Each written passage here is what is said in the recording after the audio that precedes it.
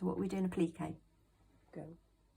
Okay, we're now going to do some appliques. I'm going to show you how to do some applique from home. So again, using things that we've got from home, but you will need this special heat bond or bondina or Wonder Web, it's sort of called, that you will be receiving in your pack. So this is this special sort of paper that's got glue on. So you need some base fabric. So you need a base fabric, you need some fabrics to do your shape on. So I think I'm going to use our nice batik that we did, but you could use any fabric you've got at home. So the first thing you're going to do is put your base fabric to one side.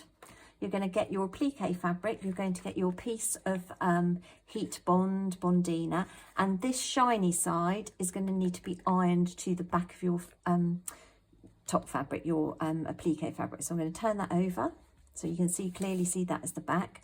And I'm going to put this down. I've already drawn my design, so I know that's the side I want to iron down. I'm going to place that down, and you're going to iron it with a very hot iron.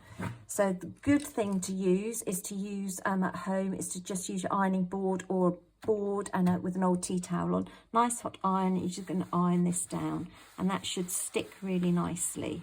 Okay. So I'm going to stick that down. You can see I've just got a little bit of wax coming through, so hopefully that'll be okay. I didn't quite get rid of all that wax. So that should be nice and stuck now. So the next thing you're going to do is cut this out. I'm not going to cut my centre out.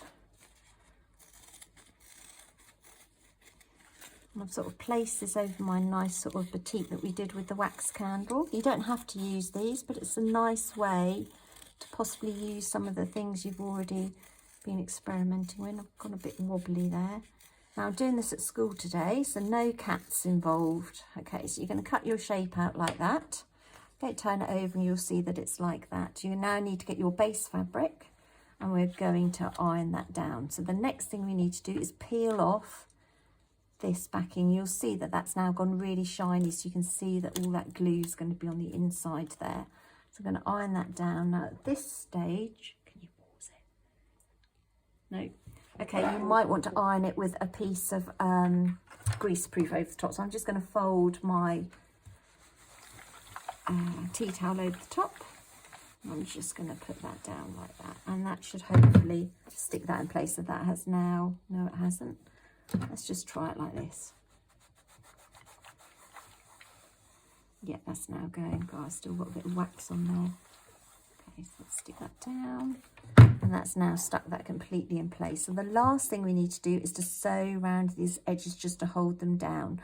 I'm not going to do all of them. I'm just going to do just a little quick one. And the nice way to do it is with a zigzag stitch. So if you've got a sewing machine, you're going to set it to zigzag.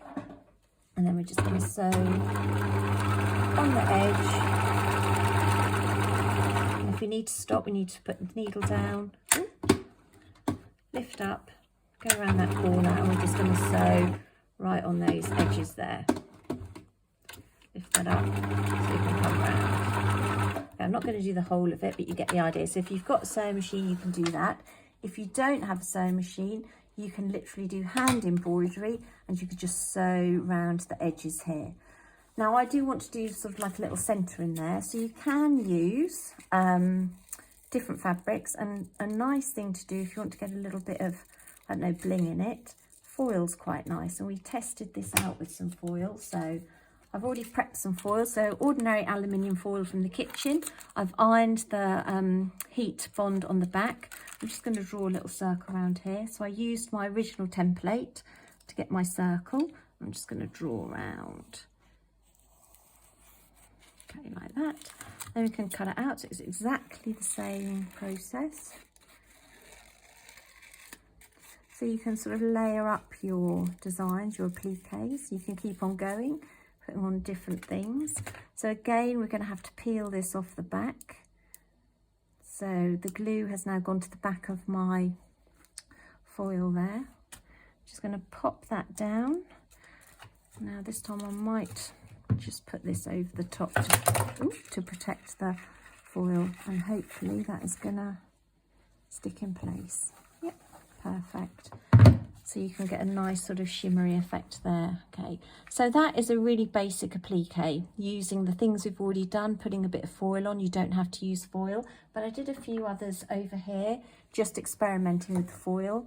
So I scrunched up the foil. So again, still using this heat bond web on the back. I scrunched my foil up first, then I put this on the back, and then I cut my shapes out. I left some loose so they sort of fiddle like this, and then I obviously turned my foil over so I had the matte side showing. So these are some of the matte ones. You can see it nicely there with the matte there. So just play around. You could layer, you could obviously put fabrics over the top here, so we could put a bit of, I might as well do it now, which might be quite nice. You could, because I've got some bonding on the back here, you could just cut strips of these,